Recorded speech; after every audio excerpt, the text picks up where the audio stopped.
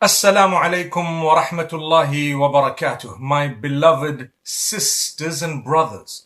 You might wonder why I started with sisters. Well, I can tell you today's discussion is going to be a discussion that will perhaps generate a lot of interest. It's about nail polish, mashallah.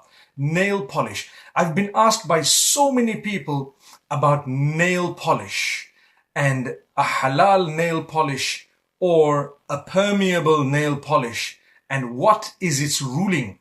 Now, obviously there are companies that are dedicated to doing things. They want to sell their product, and some of them might come up with certain things. They may know, they may not know. It may be okay, it may not be okay. So lately, a few years ago, some companies came up with a nail polish concept that is supposed to be compliant. Compliant meaning perhaps halal. That's the word they used as well. And several other companies have come up with it as well. They say it is permeable. Why is the word permeable used, and why is it so important? Let me explain. We as Muslims need to wash ourselves correctly if we want to be considered upon the level of purity to be able to read or fulfill our prayer or salah. And also in order to be able to be protected from the devil and so on. If you're in a condition known as wudu, you have greater protection. If you're in a condition known as ghusl, you have a greater protection. It's a type of ablution. So people ask, do you know what? Should we be in the condition of wudu all the time? The answer is, well, it's good to do that. It's good to be upon that condition because you'll be protected from the devil. Yes, indeed. But then people say, you know what, I like to use my nail polish. I'm not going to talk today about the whole makeup and so on. That's a topic on its own. Let's strike a balance. You know, we don't want to actually be people who condemn everyone, and we don't want to be people who are so relaxed that we actually distance ourselves from Allah without knowing, or sometimes even knowingly. Let's be balanced people. So people say we want to use nail polish, but then what do we do? So a lot of people who use the normal nail polish that's been around for years on end, they know that water doesn't go through that. So in order to be in the condition of wudu or ghusl, you would need water to go through right to the nail. Just like the film of hair dye on the hair, if it was not permeable, then the water wouldn't go through to the hair.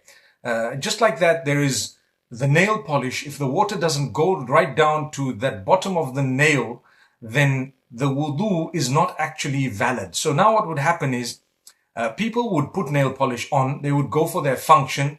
Those who fear Allah, those who are concerned about their salah, those who really want to be protected from jinn and from the evil eye and from Satan and so on, they would be concerned about their wudu. So they would make the wudu, they would be in the condition of ablution, and then they would wear the makeup and they would hold that wudu in order for them to be able to pray the prayers that they would need to before the end of the day. Now, if you need to pass wind and you're actually holding it in, not only is it detested from an Islamic perspective, it is unhealthy from a medical perspective, and it is wrong. Actually, you know, to hold your wind in and knowing that you really desperately need to pass that wind. So to be very fair, holding it in is actually an option for some, but it's not a healthy option, nor is it considered okay. It's actually makruh, which means it's detested to hold in. But some people, their nail polish is so valuable for them, they don't mind holding it in. Your eyes become red because I wonder where that gas goes. But anyway, it must be going in up somewhere because, you know, warm air rises. So it gets in somewhere. It gives you heartburn. It gives you not only heartburn, but the gastric pains, and you think you're dying of a heart attack. But you know what? Just don't use that nail polish, or just pass the wind and your heart attack will stop. Subhanallah. Anyway, my beloved sisters and brothers, I tell you what we need to know is those are the people who are concerned about their prayers. They're holding their wudu. I'm telling you, don't do that. You know what? There is another category of people who just don't use that nail polish because they use henna or they use something else, you know, that they know is permeable, not permeable, or permeable or not is besides the point, but they know they're not going to actually compromise their relationship with Allah. They want to fulfill their salah, do the wudu properly. They want to pass wind when needed, obviously respectfully. Respectfully meaning not in public. But at the same time, my dearest sisters and mothers and brothers and fathers, listen to this one. Now they came with some nail polish they said is permeable. So I didn't comment about it because I don't know. I mean, I didn't test it. I didn't check it out. I didn't test it. But people started saying, oh, it's permeable, use it. Have you tested it? Have you checked it? Do you know? Do you not know? I was quiet because obviously I'm not qualified to address a matter. What if it is permeable? But what if it isn't permeable? So I received messages from people who worked for the company telling me it is not permeable. It's just a gimmick. It is not. They did the coffee test and another test and this test and that test. And you know what? People working in the company told me it was a lie. And they said, you know what, we work in the company, we've marketed the thing and we do market it, but actually, what should I do when I know that it's wrong? And I told them, look, if you know something, then you have to speak according to what you know. Don't lie to the people. However, let's still give them the benefit of the doubt. We don't know. I still don't know. Recently, there's another company that some of my friends and even some family members and others have told me, no, it's permeable. You got to put less than 2 quarts and then you have to wash it under the water about 6-7 times, you know, and you got to, and then sometimes it gets stuck on the side of the nails and, you know, they say then it becomes permeable and not. I have one answer.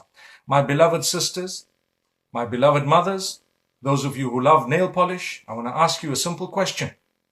I don't know whether it is permeable or not. I will never be able to know. You don't know either. Trust me, it's very difficult to know. I want to ask you a question. Do you really love Allah? Do you really want your relationship with Allah to be there?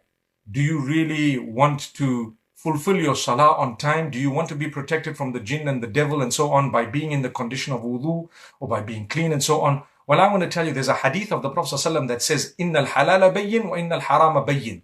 You know, it's a hadith of Nu'man ibn Bashir radiallahu anhu in Sahih Muslim. He says, halal is very clear, haram is very clear. And in the middle, there are certain things that are not clear to many people. You won't know them. In the middle, there is a little gray area. So halal is clear, haram is clear. In the middle, there is a gray area that a lot of people may not know. So some would know, some will not know. Maybe a lot might not know. The hadith says, فَمَنِ اتَّقَى الشُّبُهَاتِ فَقَدْ اسْتَبْرَأَ لِدِينِهِ وَعِرْضِهِ. What a powerful wording. Whoever stays away from the gray area has protected themselves and their deen completely. And whoever falls in it was willing to fall into haram.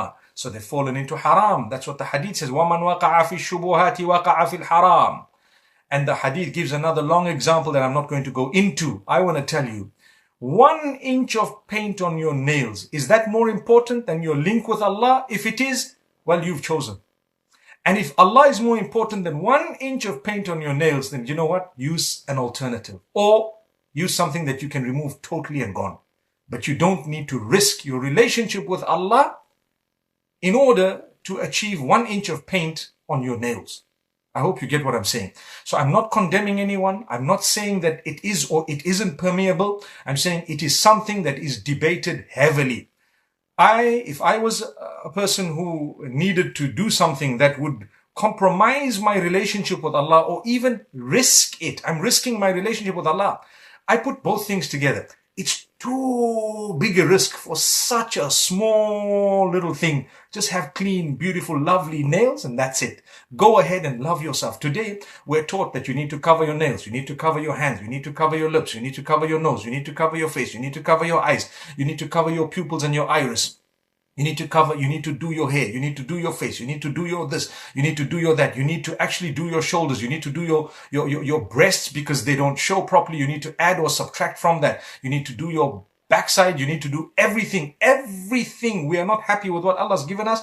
We want to do it to the degree. And it's not wrong to do certain things to a certain level, but we do it to the degree that we don't mind compromising the relationship with the one who gave you the life and those nails and everything else. So I'm just saying, you know what, guys?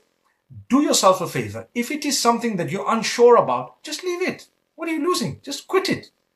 Are you ready to actually compromise your relationship with Allah just for an inch? Subhanallah. So even if you're using a permeable one, take it off completely to make the wudu. That would be my piece of advice. Because On the day of judgment, it will be too late. You cannot catch the people of the company to say, you guys lied to us. But no, Allah said, don't you know there's a gray area? It's debated. It's heavily debated. Are you sure you want to risk your life? I've seen people who actually have suffered with a lot of jinn and so many other problems and ayn and what have you, because they're not in the condition of wudu, they're not even bothered, they're not even in the condition of ghusl. They've had a major janaba, according to the Islamic terminology, they have this impurity and they're not even bothered about it, and they get affected so badly and they don't know why. Well, you don't have a connection with Allah. Develop your connection. Start off with, don't try and impress the dunya, impress Allah. Show off to Allah. Say, oh Allah, I love this. I love it so much. But you know what? I'm not going to use it. I'm going to quit it. You know why? Because I don't want to risk my relationship with you, oh Allah. Imagine if I read Salah for 5 years with this, whatever on, it can either be acceptable or it might not be acceptable. Guess what's going to happen? Imagine if it's not acceptable. It's too big a risk. Imagine if people give you're gathering 50-pound notes every day, $50 notes every day, and $100 note, $100 bills every day. And 5 years down the line, you've gathered a whole pile and you find out they were all fake. What happens? Wow, you're the fool. You should have found out from day one that, you know what, I'm actually risking this. Let me not gather these big notes. I rather gather something that I know I'm not compromising the authenticity of it. This, what I'm telling you, is even more. A lot of sisters will be upset with what I'm saying, but trust me, my beloved sisters, it's only out of the love we have for you that we're sharing this with you. To say, you know what, you don't want to risk your relationship with Allah. If there's something that's debated, just leave it out. They're saying it's permeable or not, consider it not permeable and move on. Finished. But if you're going to consider it permeable, you have actually taken on your shoulder a huge burden. And worse still, if you're going to promote that and you don't even know for sure 110%, then you're actually helping other people detach from Allah. And the little link that you have with Allah through purity, which is the most important aspect of Islam, is tahara. The Muslims pride themselves because they use water to wash their backsides. Allahu Akbar. It's a fact. We use water because it makes you pure and clean. And everything is pure. Islam is based on purity and tahara. The hadith says, your purity is half of your faith. Is all about purity and keeping clean. And imagine that cleanliness is compromised because of one small droplet of paint. No way. Not at all. I'm not going to compromise my salah. I'm not going to compromise my link with Allah, my tahara, my cleanliness because of 1 inch of paint. If you would like to compromise it, that's totally up to you. May Allah bless you all. I hope this little video has helped you. It's going to create a controversy, but remember, I didn't condemn any company and I didn't say what they did was right or wrong. I'm no one to comment on that. I'm only here to tell you where there's a debate about something, stay clean. Jazakumullah khair, my brothers and sisters. It's up to you what to do. You know. Assalamu alaikum.